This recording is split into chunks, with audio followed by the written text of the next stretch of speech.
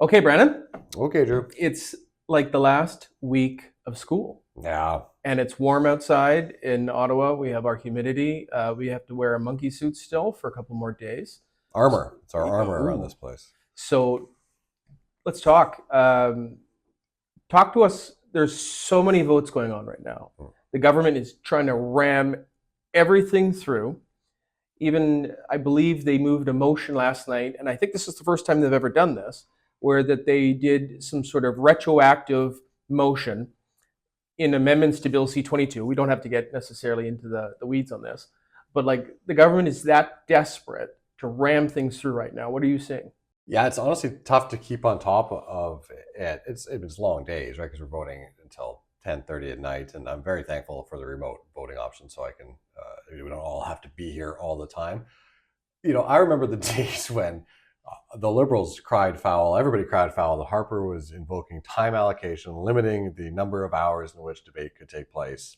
And so I had a look, had AI do a look back at the number of times the Harper government used time allocation and closure, which are two different things, and versus the Carney Liberal government and the Trudeau Liberal government. Trudeau was almost as many as Harper, but didn't take any of the rap. Carney's on a wildly higher pace for the number of on a per number of days since he's had his majority. It is way higher than the pace that Harper was on, and so yeah, they're limiting debate on just about everything. And listen, they have the majority; it's their prerogative to try to quickly get things done. But they're passing like the budget bill. 3 hours of debate on a budget bill. Elizabeth May sits right behind me in those comments. She cursed in the House of Commons when voting no on a budget bill because, and then she went on to explain to me right after, because like this is 3 hours of debate on a budget bill. I think she's actually said this is worse than the Harper government was, and so nobody seems to take any issue that they're doing this, and we're trying to fight back because there's a lot of contentious issues. C9 being one of the ones that my riding and people across the country have been very outspoken about their opposition to, and they have just shoved that down our throats. The Senate worked miraculously quickly, sent back a couple of tiny changes without looking at the actual main issue with that legislation. Lawful access, obviously a fairly controversial piece of legislation, and they're just putting everything they possibly can before Friday and pass it, and it is what it is. Yeah. So it took Mark Carney to make a United Church minister swear in the House of Commons. Is that what you're saying? Yeah, she has some pretty strong views on Mark Carney, actually. Okay, and she's right. So I never thought actually when I woke up today I'd be talking about Elizabeth May so much, but nonetheless, while you bring it up, let's keep it going. You did something very kind for her birthday. I did.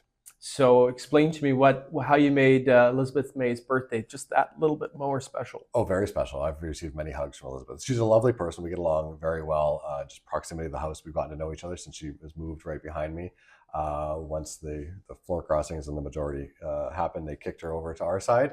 But we had a meeting at the Environment Committee with the two members. One of them was a former co-chair and founder of the Net Zero Advisory Board, which the role of it is to provide environmental policy advice to the Government of Canada, is mandated under the Canada Net Zero Emissions Accountability Act that was passed back in 2021. And the two members quit in disgust at the Carney Liberal government's policy changes over the past year. Some of them real, some of them perceived, but regardless, they were basically ignored by the current Minister of the Environment. And this is the reason Stephen Guilbeault resigned too. True. Yep. And so they were to appear, and I thought it would be fair to have somebody that has as strong views on the environment as Elizabeth May and the Green Party to be one of the ones to question. So I actually gave a round to the NDP and a round to Elizabeth May.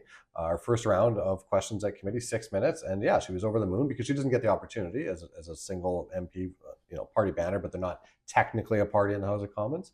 And so, yeah, she had the opportunity to ask some pretty direct questions, and the witnesses they didn't pull any punches. That was not a good day for the Liberals. They were very, very aggressive in their criticisms, not even just of the policies, but the core reason that they resigned is that they were show ponies. They were there to have the perception that they were providing advice, and then the government was simultaneously just completely ignoring it, rebuffing any of their ideas. So it was interesting to see that meeting, and yeah, Elizabeth appreciated it. And just so happened it was on her, I don't want to get her age wrong, but it was on her Her birthday. birthday, Yeah. Well, look at that, a little bipartisanship, Yes. a little bringing people together. So Eric Duncan did something funny the other day. He had a cake. He brought out, did a press conference. The Prime Minister has now missed 100 question period sessions. Yeah. I mean, the man is just never in the House. In our No. system, slightly different. In our system, the Prime Minister more or less has to avail himself to the House at least once or twice a week in respect to taking questions. Yeah. Like from Stephen Harper to Justin Trudeau and now Mark Carney, do you just see that level of accountability like declining? Well, that's what the stats bear out. Harper liked debate. And that's why in his portrait that was recently hung, he has a House of Commons chair in the portrait because he actually enjoyed taking part in debate and particularly question period. Trudeau switched it over to once a week, but he would show up for the whole question period on Wednesdays, Trudeau.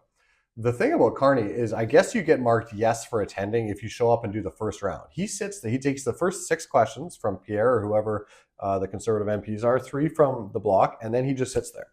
And he lets his very incompetent ministers, who, as we recently saw, Minister of the Treasury Board, who literally had the Jeopardy music playing in his own head as he flipped through a book trying to find the answer to a question. We'll splice that in at this exact moment in the video.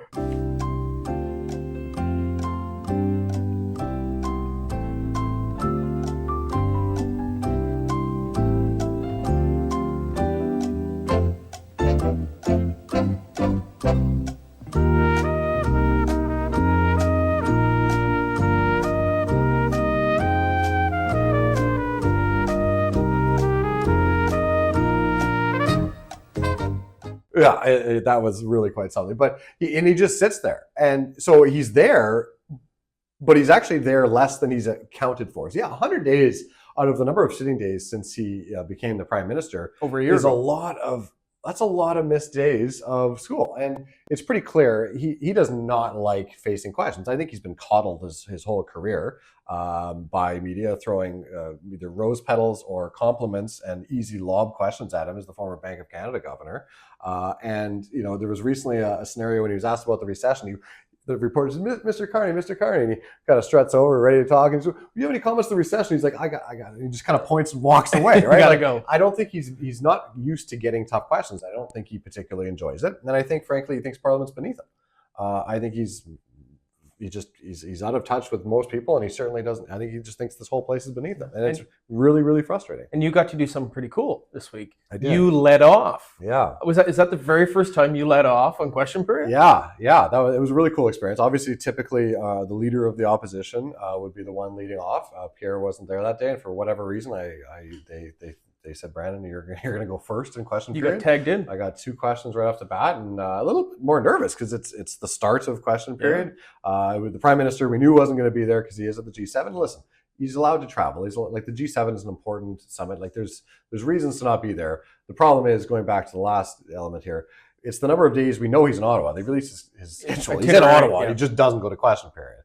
But it was a really, really, really cool opportunity. Ask some questions. As I always tell people, that anybody that's coming or ever watches it, there's a reason they call it question period, not answer period.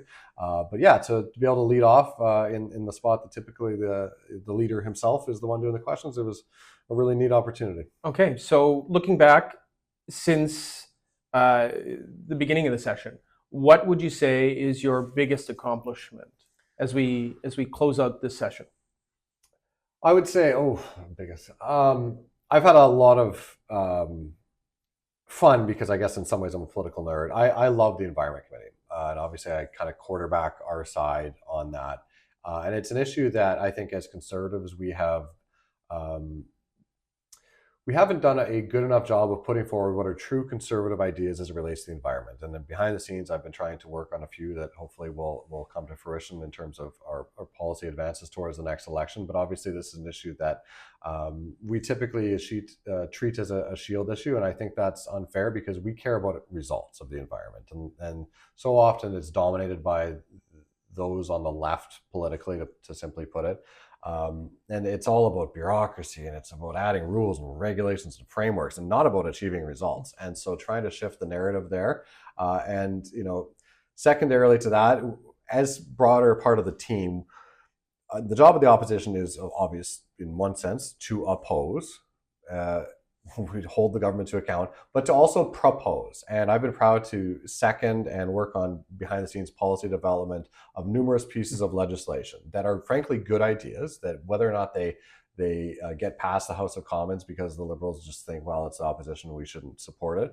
We've put forward a lot of really good common sense ideas, and I've certainly been proud to communicate them locally. And so, it's been a tough year ending the session in a situation we started in a minority and now we're in a majority, and it's not ours, and it's frustrating, but we can sit and wallow in our own pity, or we can get to work. And I think as Conservatives, and certainly my team and myself have, I think, embraced the reality of what the situation is and try to both be in good opposition, hold the government to account for its many failings and the wild spending and the scandals that are emerging, but also be a legitimate opposition that's proposing ideas and getting ready to prove that we are ready to govern this country. And let's finish with this. What would be the one thing that you were most disappointed with? And don't mention the floor crossers, but what was the one thing that you wish you could have got done, or moved across the finish line, stopped, proposed, whatever it may be? What was the one thing that you really wanted to get done and you didn't get it done? I'm going to say, two. I'm going to take the opportunity to say two things. Tell the Prime Minister two things. One, stopping Bill C9.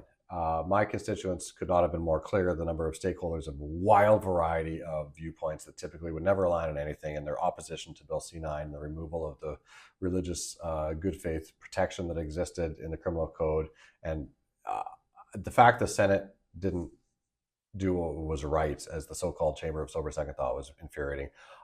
The fact that they held off mail from hundreds of thousands of Canadians. Well, that's wild. Actually, take 2 seconds to explain that to folks. Because that was wild, by the way. Yeah. So hundreds of thousands of people were sending postcards with their views on Bill C9 in opposition to particularly the one element of the bill, but I think the bill broadly, to simplify it. And the Senate said, well, this is too much mail.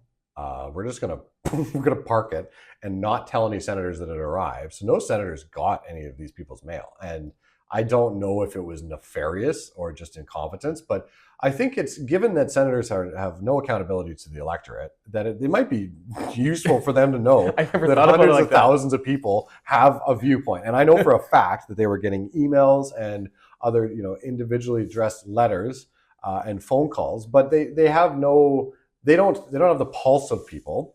And this is an issue where they should have taken the opportunity, and the witnesses they did hear at the committee stage said, more or less complete opposition to this. Nobody was calling for this change. So big picture, I'm frustrated with the Senate, as you can tell, but I wish we could have stopped that. Kind of a half win on Bill C-14, the changes in the bail reform system. The government finally acknowledged by tabling Bill C-14 after dozens and hundreds of awful tragedies that took the lives of people, one of which, Kelly Verway in my region, that the bail system was broken. Enough people literally died, and enough people were so upset that they had to act and make changes to the system that they broke. It was Bill C-75 and Bill C-5 in previous parliaments that broke the system. I don't think it went far enough. I hope it's going to make a difference for future families. And Michelle and Ron Best from Portage did an incredible job as advocates in the aftermath of a terrible tragedy facing our community and the loss of Kelly. And so I sincerely hope that this does something. We had a jail not bail bill that we had put forward as Conservatives that I think had some stronger provisions, including the baseline of public safety as the most important consideration in whether or not somebody's released on bail.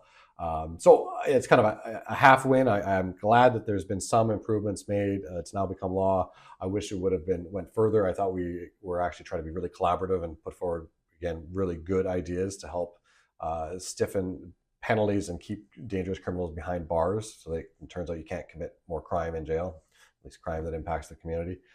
And so call it a half win, a little disappointment at the same time. But yeah, there's a lot of things that happen behind the scenes in this place. It's a world where you kind of have to take small victories at times. It's not a world where you see big results necessarily, but inch by inch, you kind of move the ball forward. And that's what we've been doing every day. Good. Okay, let's wrap it up and take a look in the camera, because soon you're going to be spending a whole bunch of time back home rather than in Parliament. So say hi to your mom, because you're going to spend a whole lot of time with her this summer. Hi, Mom. Thank you in advance for your babysitting services while I'm out and about in communities, and look forward to family dinners with you and Dad, and being able to connect a lot more with friends, and just seeing a whole bunch of regular people and getting out of this Ottawa bubble. Amen. Okay, talk to you later. Thanks, Drew.